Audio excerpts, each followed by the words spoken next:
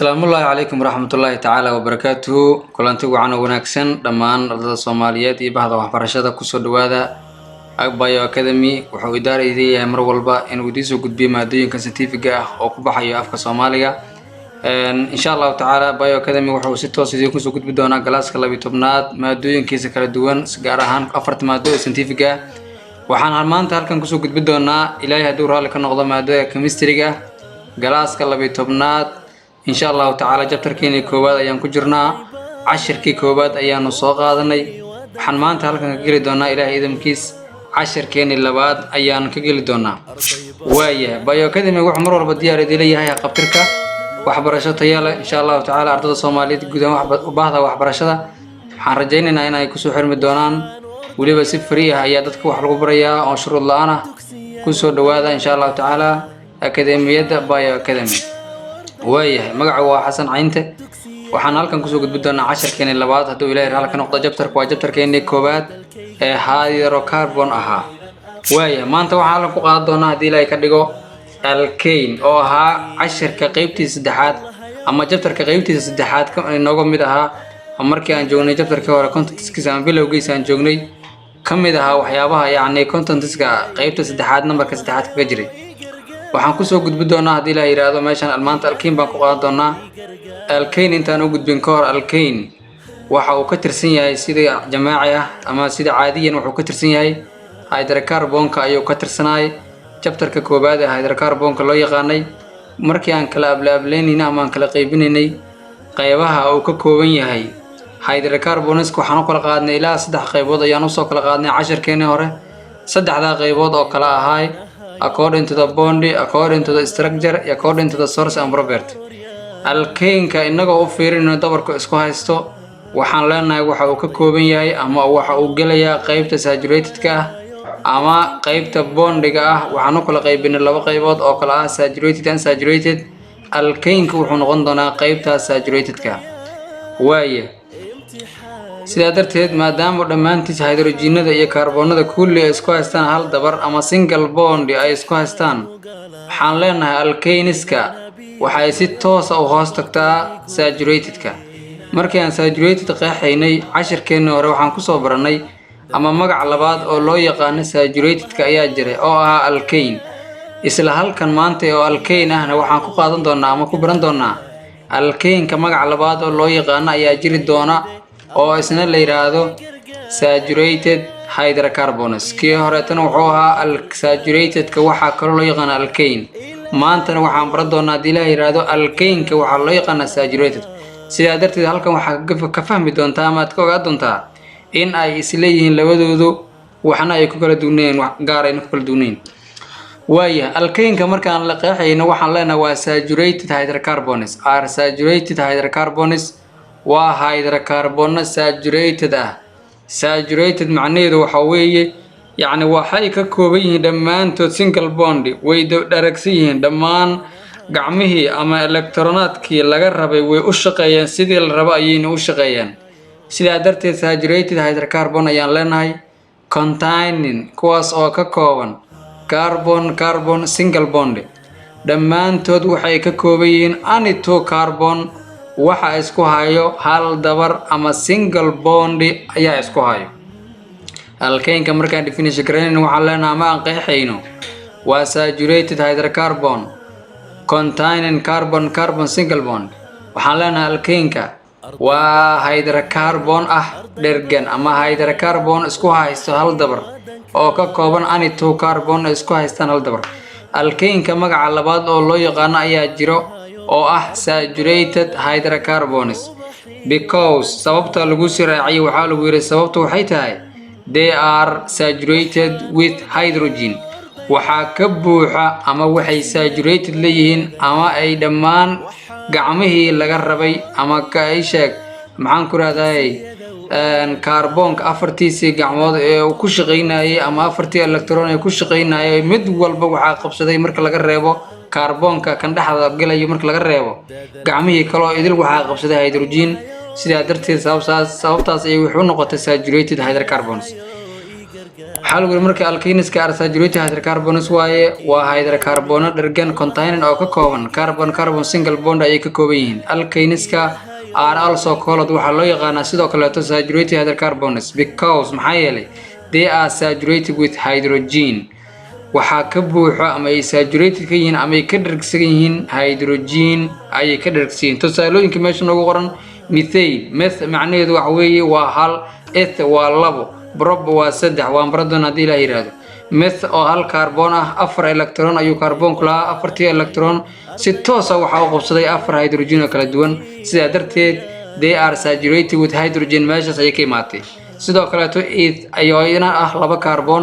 labadii carbon markay isqabsadeen carbon kasta saddex gacmood ayaa u hartay saddexdii gacmood mid walba waxa qabsaday hydrogen ayaa qabsaday sababtaas inay ku noqotay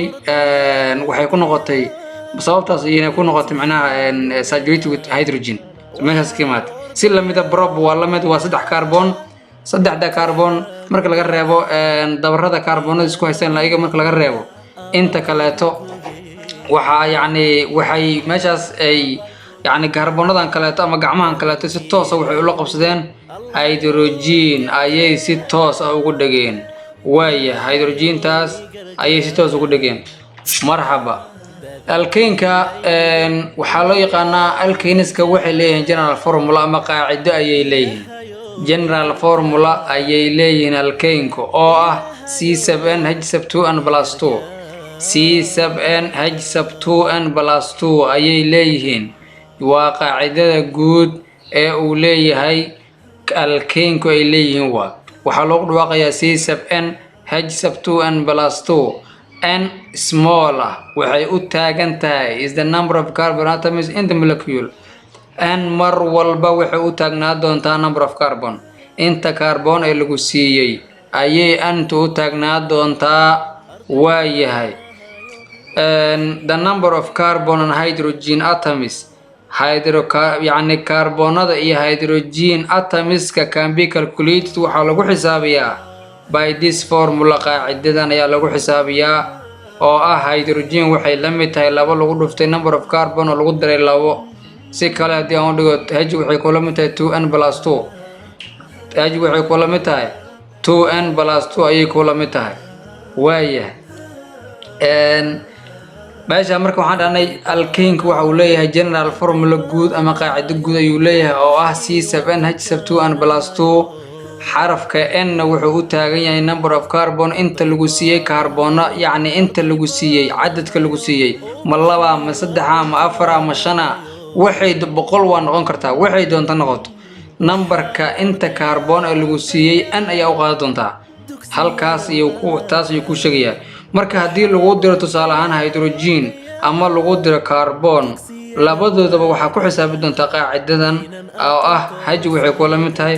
ama hydrogen waxay kula mid tahay 2n+2 oo ah laba lagu dhuftay number of carbon oo lagu daray labo ayaad ku xisaabi doontaa example-ka koobaad waxaana loo diray find waxaad soo heshaa the number of the hydrogen waxaana loo diray inta hydrogen atom alkane markaan alkane aan joogno waxaa lagu yiri find the number of the hydrogen atoms soo hel inta hydrogen atom markaan joogno alkane 5 carbon atomna aan haysano meeshaan aan fahamno find waxaad soo heshaa the number of hydrogen atoms waxaan loo diray inta hydrogen atom markii aan joogno alkane 5 carbon inta hydrogen atom ay qaadan karto soo hel adigoo alkane joogo waaya sababta alkane lagu xuso waxay tahay alkane iyo alkane way kala duwan yihiin qaacidooyinka sida darteed example-ka marka lagu siinayo waxaa lagu qasban yahay in lagu cadeeyo meesha la joogo alkane miya waa lagu qasban yahay marka waxaan haysanaa n ayaan haysanaa number of carbon ayaan haysanaa oo n waxa inaga maqan hydrogen oo h aan u soo qaadanay waaya sida caadiga marka waxaan soo baranay general formula ama qaacido ayaan soo baranay qaacidada alkeenku waxay ahayd C7H2n+2 ayay ahayd qaacidadaas ayaan soo baranay xisaabtan anigoon ka shaqeyn anigoon halkan uga shaqeyn waxaa la rabaa si fudud waxaa lagu helaa number of hydrogenka markii aad joogto alkane inta hydrogen atom ay qaadan karto number of carbonska lagu siiyey waxaa lagu helaa inta kaarboon eed haysato oo lagu dhuftay labana lagu daray intaas waxay kula mid yihiin inta hydrogen ay qaadan karto kaarboonada lagu siiyey meeshaas marka haddii aan kasii soconno hadda waxaana la siiyey 5 kaarboon waxaana loo diray inta hydrogen ay qaadan karto sidaa darteed waxaan leenahay hydrogen waxaa lagu helaa 2n+2 ayaan leenahay n mar walba waxay u taagan tahay number of carbon ayaan dhahnay sidaa darteed waa soo degee 2dan h waxay kula mid tahay maadaama h la diray waxaan leeyahay 2 ayaan leeyahay booska n waxaan ku bedelanaa qiimaha la isiiyo n ayaan ku bedelanaa kabacdina bracket aan kusoo xiriyaa +2 dana sideedan soo dejinaa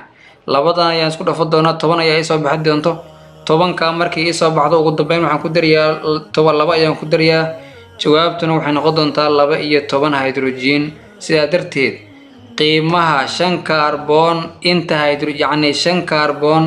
waxay qaadan kartaa 2 iyo 10 hydrogen ayay qaadan kartaa waayahay meeshaan haddii 6 lagaaga dhigo bal ka waran 6 kaarboon imise hydrogen ayay qaadan kartaa lagu dhaho symbol 6 kaarboon ay lagu siiyey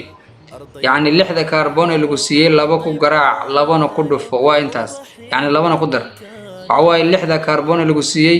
2 ayaad ku dhufanay 2na waad ku daraysaa tusaale ahaan 6 haddii 2 lagu dhufto waa 12 2 haddii lagu darno waa 14 sidaa darteed 6 kaarboon waxay qaadan kartaa 14 hydrogen ay qaadan kartaa bal ka waran 7 kaarboon haddii lagu diro 7 kaarboon imise hydrogen qaadan kartaa just waxaad raacaysaa qaacidada ah 2 ku dhufo 2na ku dar bis intaas raac number kasta oo kaarboon lagu siiyo 2 ku dar 2na ku dhufo waa intaas yani laakiin ku dhufashada iyo ku daritaanka waxaad hormarinaysaa ku dhufashada hormarinaysaa sida qaacidada aad gaar kartaan example-ka ku xigo kii hore uu ka duwan yahay markii hore waxaana loo diray hydrogen ayaan raadinaynay laakiin maanta waxaana loo diri doonaa kaarboon ayaana loo diri doonaa hydrogen ayaa given ah oo nala siiyey si lamid ah qaacidada ayaan la mari doonaa waxaa lagu yiri find soil number of carbon atomiska inta carbon atom ee alkane marka la joogo nala haysto 10 hydrogen waxaad haysataa 10 hydrogen waxaad soo heshaa 10 hydrogen inta carbon oo ay qaadan karaan soo hel tii hore waxay ahayd waxaad haysataa inta soo carbon soo hel inta hydrogen ay qaadan karto haddana waxa waaye waxaad haysataa hydrogen soo hel inta carbon ay qaadan karto just marka waxaad sameynaysaa hydrogen qaacidada caadiga ah soo qaadanaysaa ahayd hydrogen waxa lagu helaa laba lagu dhuftay n ama 2n+2 ayaa soo qaadanaysaa maanta waxaan la siiyay hydrogen ayaa given ah hydrogen givenkeedu waa 10 kan soo deji givenka booska hydrogen ku bedelo markaad ku bedelato waxaad leedahay marka intaan kala sideeda soo qaado ah 2n+2 sideeda marka soo qaadato 10 kan waxaad sameynaysaa markaas waxa laalo wixii number aan dhinac isla mari wixii xaraf aan dhinac mari markaas labadan xaggan balaasi ku joogtaa equal ta xaggan markay ka marto minus noqon doontaa sidaa darteed waxay noqon doontaa markaas 10 laga jaray 2 waxay la mid tahay 2n ama 10 - 2 = 2n ay noqon doontaa marka labadan haddii aan kala gooyo waxay noqon doontaa 8 10 haddii aan 2 ka jaro waxay noqon doontaa 8 waxay la mid tahay 2n qiimaha n si aan u helo meel kaas waxaan u qaybinayaa horgalaha n ayaan u qaybinayaa oo ah 2 xaggana 2 aan u qaybinayaa xaggana 2 aan u qaybinayaa therefore 8 haddii aan 2 qaybiyo waxay soo bixi doonto 4 ay soo bixi doonto marka hadda waxaan sameeyay waxaan soo helay 10 hydrogen inta carbon ay qaadan karto waa soo helay oo waa 4 carbon ay qaadan kartaa mid kastana qaabkaas looga shaqeynayaa oo kaliya waxa la wixii xarafan dhinac isla mari wixii number dhinac isla mari kala gooy kadibna isku qayb waa intaas halkan waxaan ka geli doonaa marka hadii la yiraahdo ka dhigo classification of alkane ablaableynta alkaneka ama kala qaaditaanka ama inta loo kala qaadayo ama inta qaybada ku tirsan yahay ama ka kooban yahay halkan ku baran doonaa insha Allah alkaneska are classified alkaneska waxa loo kala qaybiyaa into two types laba qaybood ayaa loo kala qaybiyaa oo kala ah straight chain alkane iyo branched chain alkane waxa loo kala qaybiyaa yani classification of alkane waa laba qaybood oo kala ah straight chain alkane iyo branched chain alkanes ayaa loo kala qaybiyaa mid aan ogolna marka straight sida ereg laftirkiisa waa aad ka arki karto straight waxa uu noqonayaa macnaha wax toosan tusaale ahaan wax toosan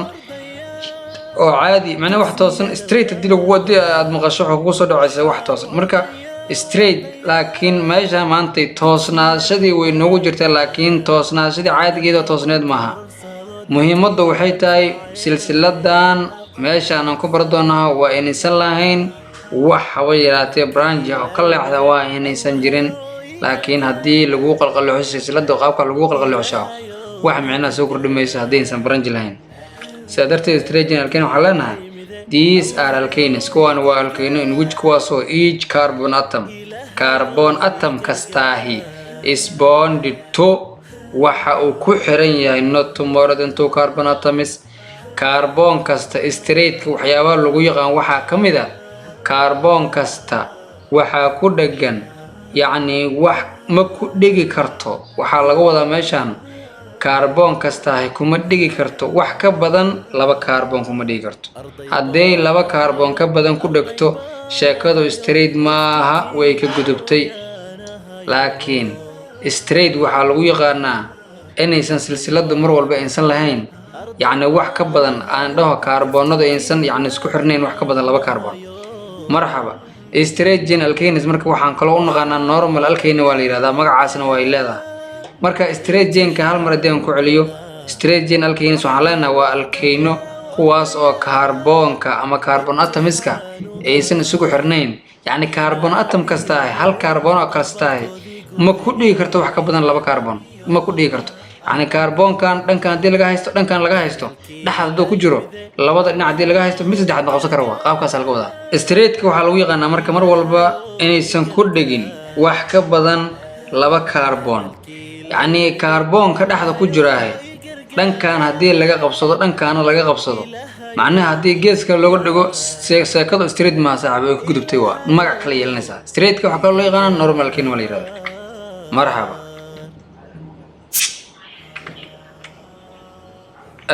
tusaalaha isla fiirina marka isagana oo ah tusaale ka tirsan straight chain waa kana tusaalahan oo kale to butane ando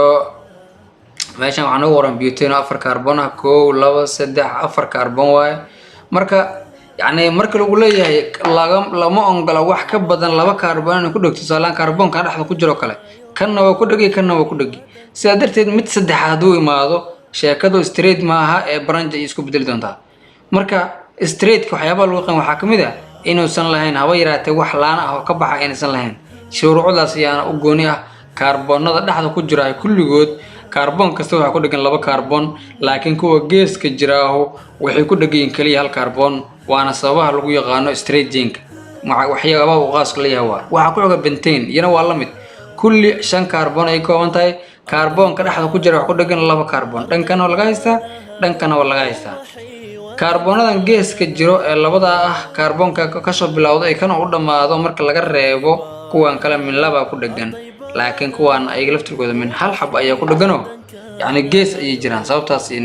yani hal carbon ugu dhigtay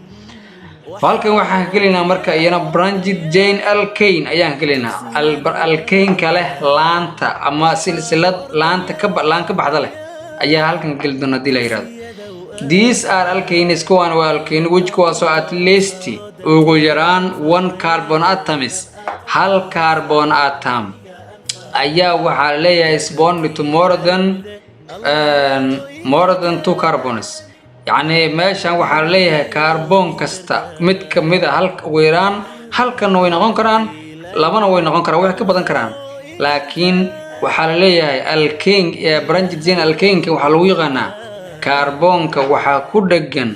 wax ka badan hal ugu yaraan hal kaarboon ayaa waxa ku dhagan wax ka badan 2 kaarboon oo ugu 3 iyo wixii ka badan ayaa ku dhagan haddii marka 3 iyo wax ka badan ku dhigto tusaalahan kale dad fiiri kaarboonkan oo kale to waa kan halkan waa laga haystaa xaggan waa laga haystaa xaggan waa laga haystaa xaggan waa hydrogen xisaabamayno laakiin waxa lagu warkan fiiri these are alkanes kuwan waa alkano in which kuwaasoo at least 1 carbon hal carbon waa kan dhaxda ku jiro kala tusaale hal carbon atom ayaa bonded to waxa ku xiran more than 2 carbon atoms wax ka badan laba carbon atom sidaa darteed xaggan carbon ayaalo xaggan waa carbon kala ugu dhigan xaggana carbon kala ugu dhigan xaggana carbon kala ugu dhigan sidaa darteed maxaa aragtaa marka hal carbon inay ku dhigan yihiin wax ka badan laba carbon oo saddexaba ku dhiganba branching chain alkane-ka saasaa loo yaqaan asagana yacni silsiladu waxay caan ku tahay waxa uu leeyahay carbon ama laba carbon ka mid ah kasta meeshaas waxa ku dhigan wax ka badan laba carbon sidaa darteed branching chain alkane loo yaqaan structurally marka qaab dhismeedka anaga u fiirinayna marka waxaan leenahay branching chain alkane-ka waxaa loo qaybiyaa wuxuu ka kooban yahay laba qaybood oo ah parent chain iyo side chain parent chain waxaa la yiraahdaa parent chain waa silsilada mar walba waan bara doonaa labadan waa isku tiirsan waa dependent isku yihiin parent chain-ka mar walba waa silsiladan dheer side chain-kan wuxuu noqon doonaa silsiladaas branchiga ama laanta ka leexata ayuu noqon doonaa intan waa ku bara doonaa hadii la yiraahdo marka laakiin parent chain iyo side chain ayaa ka kooban waxaa ka kooban branching chain ayaa ka kooban branching chain ayaa ka kooban labadan aan galno marka mid aan galno parent chain aan fiirino parent chain alkane-ka waxaan leenahay this is the longest straight carbon chain of carbon atoms yani waxaa leeyahay tani waa silsilada ugu dheer oo carbon atomisku isku haystaan waa longest ergaasaad meel ku qabsanaysaa waa ku tegi doonaa markaan magacaabitaankaan joogno alkane-ka magacaabitaankiisa markaan joogno waxaan arki doonaa silsiladaha markaan raadinayno waxaan leenahay longest chain silsilada ugu dheer raadi silsiladaas dheer waxaa loo yaqaanaa parent chain marka kuwa ka leexdana waxaa loo yaqaanaa silsiladaas ka baxay waxaa loo yaqaanaa side chain ayaa loo yaqaanaa marka parent chain wuxuu noqonayaa marka waa longest straight carbon chain of carbon atoms noqonaya yani silsilada mar walba tan ugu dheer ayuu noqon doonaa marxaba parent chain-ka tusaalihiisa waa kana marka hadda tusaale meeshaan waxaa ka leexday branchiaad ka leexday ujeedana xaggana branchi kala ka leexday yani waxaan la iska macalaameyn ee waa la tiriyay tusaalaan 1 2 3 4 5 6 7 8 xaggana waxay noqonaysaa 1 2 3 4 5 6 7 8 1 2 3 4 5 6 7 yani mar walba waxaa la qaatay silsilada tan ugu dheer ayaa la qaatay silsilada tan ugu dheer ayaa la qaatay hadda tusaalaan qaabkan haddii loo tiriyo waa 7 qaabkan haddii loo tiriyana waa 7 okay dhankan haddii loo soo tiriyana waxay noqonayaan 6 marka waa longest chain marka lagu leeyahay macnaheedu maaha in la iska dhahay silsilada ugu dheer waxay noqonaysaa hadda fiiri kow inta ka bilaaban geeskana ka bilaabina hadda magacaabitaan joogin laakiin waxaan baranaynaa parent baan baranaynaa hadda parent chain inaan soo helna bisarna kow 2 3 4 5 6 7 8 waa kaasa okay ka waran marka meeqa silsilada ayaa meeshan ku jirto meeshan silsilada badanaa ku jiro 8 hadda soo helna ugu sunow 8 aan meeshan ku haysanaa xaggan tooskan haddii aan tirina aan fiiri marka iyadan 1 2 3 4 5 6 7 noqonaya marka 7 iyo 8 yaa dheer longest yaa ah 8 ayaa ah taas ayaan qaadanaynaa dhankan markii aan fiirino iyadana oo qaabka aan u tirino waxay noqon doontaa 1 yani 1 2 3 4 5 6 7 noqon doontaa iyadana marka longest chain wuxuu noqonayaa silsilada noocaas ah oo hariiqinta ay ku jirto oo 8 carbon ka kooban noqon doonta side chain oo maana marka bakaas waxaan la yiraahdaa marka parent chain side chain isna maxaa la these are short chain yani waxa la these are short chains attached to the parent chain waxaan data yani hadda meeshan waxa nagu yaalo Soomaa parent chain waa kana kaas dheer parent chain-ka wixii ka soo hara side chain la parent chain-ka wax alaalo wixii ka soo haro ayaa side chain la dhahaa marka wuxuu leeyahay waa these are short chain waa attached waa silsilad gaaban ama chain gaaban waa inoo attached ku xiran to the parent chain-ka ayuu ku dhagan yahay sax waa inoo waa kana parent chain-ka ayuu kale ku dhagan yahay meel kale istaagi karo warka waa kana tusaalaan ethyl oo kale iyo ethyl laba ethyl oo kale tawaay labadan waxay noqonayaan side chain ay noqonayaan hadda saliisa aan fiirina isagana meesha waxaan ku qoran silsiladan dheer waxay noqon doontaa parent chain noqon doontaa oo xaggan alcohol ugu yaalo waxa alcohol yaan dheena waxa way carboxylic acid la yiraahdaa silsiladan dabcan waa ku tagi doonaa dilaa waa jabtarka labaad chemistry-ga galaaska 12aad marka qaybtan waxay noqon doontaa maadaama straight chain-ku kan yahay oo functional group-kan laga soo tiriyay tirinta dhankan loo soo tiriyay tirinta waxay noqotay yani labadaana maadaama ay ka leexdeen oo silsilada ay ka leexdeen yaa waxay noqdeen side chain kuwaas la yiraahdaa marka yani waxa silsiladii caadiga ahayd way ka leexdeenoo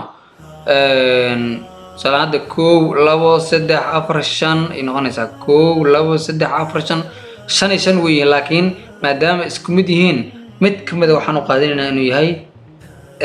side gen ay qaadanaynaa mid kale tan inuu yahay silsiladu ka tirsan qaadanaynaa maadaama isku mid yihiin marka kan tooskaas silsilada loo qaatay kanna intaana waxa loo qaatay in ka tirsan ina magaca side gen ayaa loo qaatay halkan waxaa gelinaa marka alkyl group ayaa gelinaa alkyl group marka maxaa la yiraahdaa qeexitaankeeda maxay tahay aan fiirino maxaa la yiraahdaa alkeenka maxay ku duwan tahay waxyaabahaas aan fiirinayna magaca loo yaqaan ma jiro kaleeto waxyaabahaas aan fiirino organic chemistry marka la joogo aan alkyl group waxa la leeyahay waa alkeenka oo laga jaray hal hydrogen alkane oo aad taqaanay oo afartii gacmood u shaqeysay afartii gacmood mid kamid ah hawada lagu cunay ayaa waxa loo yaqaanaa alkyl group marka magacyada aan fiirino magacyada marka la magacaabayo alkyl groupka are named waa la magacaabay replacing iyadoo la barbixinayo ama la bedelayo the suffixka yani gadaalgalaha ain ayaa waxa lagu bedelayaa with il ayaa lagu bedelayaa therefore aan fiirino marka meesha methane waa kan hadda fiiri methane oo hal carbon iyo afar hydrogen uu kooban yahay markuu alkyl noqdo wuxuu noqonayaa hal hydrogen yani remove one mujida meeshan remove one ku qoran hal ayaa la remove gareeyay la saaray hal hydrogen ayaa la remove gareeyay sidateed methyl ayay noqon doontaa hadhowto methyl ayay noqon doontaa magacaasi qaad doontaa marka hadda waxaan ku soo sheegay qeexitaanka waxaan ku soo sheegay alkyl group waxa loo yaqaan alkane oo laga jaro hal hydrogen haddana inta waxaan ku arkanaa methane oo meeshan ku taalay hal hydrogen laga saaray methyl ayay noqotay sidateed waxaan leenahay waa one hydrogen ayaa la remove gareeyay magaca ain wuxuu isku bedelay il ayuu isku bedelay si lamada ethane aan fiirinayadana hal hydrogen ayaa la remove gareeyay waxa soo baxday ethyl ayaa soo baxday halkii hydrogen meeshii laga remove gareeyay oxygen oo gacanta waa furantahay oo cid ay ku qabsatay raadinay gacantaas waa open oo cid ku qabsatay raadinay waaya qaacida ay leeyahay marka general formula of alkyl group ayaa jirta waxaan soo baranay general formula of alkane oo C7H2n+2 kanna maanta wuxuu noqon doonaa C7H2n+1 ayuu noqon doonaa caadiyan anta waa iska la mid oo an mar walba wuxuu taagnaa doontaa number of carbon atoms ayuu taagnaa doontaa where an waxa lagu represents as a number of carbon atoms anta wuxuu u taagnaa doontaa number of carbon atoms ayuu taagnaa doontaa insha Allah and the number of carbon and hydrogen atoms ka waxa oo alkyl group ka hadda marka meeshan joognay alkane ka markay ahayd the number of carbon and hydrogen atoms of alkane ahayd haddana maxaa lagu dhaho of alkyl group mar walba meesha la joogo in lagu xasuusiyo muhiim waa si uu waxa ka shaqeynaa ogaato and the number of carbon and hydrogen atoms ka oo alkyl group ka waxa lagu determine gareeyaa ama lagu go'aamiyaa qaacidadan soo socoto ah H waxay kula mid tahay 2n+1 oo ah yani meeshii alkane ka +2 ka ay tan waa +1 example koobaad aan fiirino marka waxa la ii diray laba kaar waxa la yiri fine waxaad soo heshaa the number of hydrogen atoms inta hydrogen atom ee soo hel yani inta hydrogen atom ay qaadan karta laba carbon annagoo joogna alkyl group alkyl markaan joogno laba carbon ee mise hydrogen ay qaadan karta caadi marka waxa leedahay laba ku dhufo hal ku darwa alkane ka muxuu ahaa laba ku dhufo laba ku darmeeno kana wuxuu noqon doonaa laba ku dhufo halna ku darbiso noqon doonaa sidaa darteed an waxay kula mid tahay 2 waa lagu siiyay waa given hydrogen ayaa la diray qaacidada caadigeed soo qaada marka dad hore aan ugu soo sheegay slide-kan hore aan ugu soo sheegay oo ahayd h waxay kula mid tahay 2n+1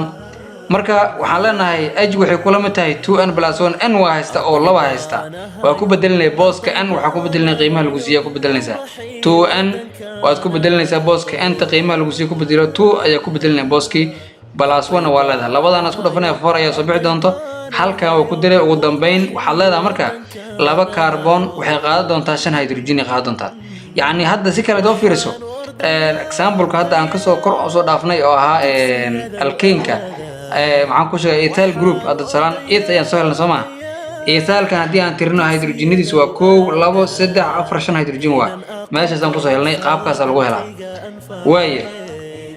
example ku xiga aan fiirino marka example ku xiga waxaan noqon doonaa isagana waxa la siiyay fine waxa soo heshaa number of carbon atoms la diray